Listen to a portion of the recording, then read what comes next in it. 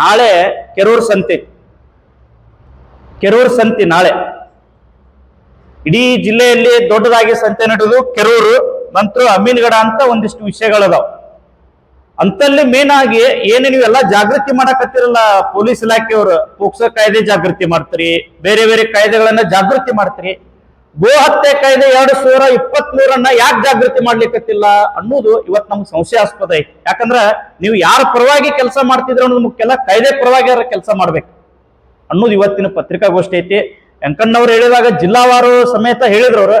ಈಗ ಇಲ್ಕಲ್ನ ಉದಾಹರಣೆಗೆ ದೊಡ್ಡ ದರ್ಗಾ ಐತಿ, NH ಪಕ್ಕ ವಾರ್ಡ್ ನಂಬರ್ 2ರಾಗ ದೊಡ್ಡ ದರ್ಗಾ ಐತಿ, ಅಲ್ಲಿ ನಡೀತೈತಿ. ನಂತರ ಕಣ್ಣಾರೆ ಕಾಣುತ್ತದ ಎಲ್ಲಾ ಇಲಾಖೆ ಒಳಗ. ನಂತರ ಮಹಾಂತ ಸ್ವಾಮಿಗಳ ಗದ್ದಿಗೆ, ಏನೋ ಮಹಾಂತ ಸ್ವಾಮಿಗಳ ಗದ್ದಿಗೆ ಅಂತ ಐತ್ಲ, ಮಹಾಂತ ಸ್ವಾಮಿಗಳ ಗದ್ದಿಗೆಯ ಪಕ್ಕದಲ್ಲೇ ಗೋ ಹತ್ಯೆ ಆಗತ್ತೆ. ಅದು ಯಾವ್ದು SACU ಸ್ಕೂಲ್ ಅಂತ ಐತಿ, ಆ ಸ್ಕೂಲ್ ಪಕ್ಕನ ಒಂದ್ ಏನ ಗೋ ಕಸಾಯಖಾನೆ ಐತಿ. ಹಿಂಗ ಇಲ್ಕಲ್ನ ಆಗತ್ತ. ನಂತರ ಬಾಗಲಕೋಟೆ ಒಳಗೆ ಮಟನ್ ಮಾರ್ಕೆಟ್ನೊಳಗೆ ಈಗ 2 ದಿನ ಹೋಗಿ ನೋಡಿರ್ಬೇಕಾರೆ ನೀವು SP ಅವರು ಮತ್ತು DYSP ಅವರು ಕೆಳಮಟ್ಟದ ಅಧಿಕಾರಿಗಳು ಏನದಿರಲ್ಲ, ಇದಕ್ಕೆ ನೀವು ಕುಮ್ಮಕ್ ಕೊಡ್ಲಿಕ್ಕೆ ಹೋಗ್ಬೇಡ್ರಿ. SP ಮತ್ತು DYSP ಗಮನಕ್ಕೆ ಬಂದ ತಕ್ಷಣ ಅವ್ರು ಮಾಡ್ತಾರ, ನಂತರ ಅದ್ರ ಕೆಳಮಟ್ಟದ ಅಧಿಕಾರಿಗಳು ಅದನ್ನ ಗಮನ ಹರಿಸ್ಬೇಕು ಫಸ್ಟ್. ಇದು ಒಂದ್ ಮಗ.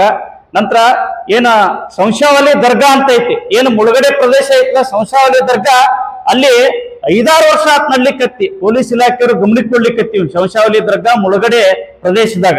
ನಂತರ ನವನಗರದ ಸೆಕ್ಟರ್ ನಂಬರ್ 3 ಮೇನ್ ರೋಡ್ಗೆ ಆ ಕಡೆ ದರ್ಗಾ ಐತಿ, ಈ ಕಡೆ ಕಟ್ ಮಾಡ್ತಾರ. ಈಗ ಅದನ್ನ ನೋಡ್ಬೇಕು. ನಂತರ ರೈಲ್ವೆ ಸ್ಟೇಷನ್ ಪಕ್ಕ ಅಲ್ಲೈತಿ.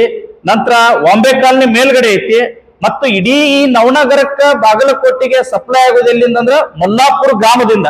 ಅದನ್ನ ಈ ಇಲಾಖೆಯವ್ರಿಗೂ ನಾವು ಸ್ಪಷ್ಟವಾಗಿ ಕೊಟ್ಟಿವಿ, ಗುಂಡನಪಲ್ಲೆ ಮಲ್ಲಾಪುರ ಗ್ರಾಮದಿಂದ ಆಗತ್ತ. ನಂತರ ಬದಾಮಿ ಒಳಗೆ ಹೇಳಿದ ಪ್ರಕಾರ ಕೆರೂರಲ್ಲಿ ಒಂದು ಕೆರಿ ಐತಿ, ಕೆರಿ ರಸ್ತೆ ಪಕ್ಕನ ಆಗತ್ತ, ಅಲ್ಲಿ ನೋಡ್ಬೇಕ.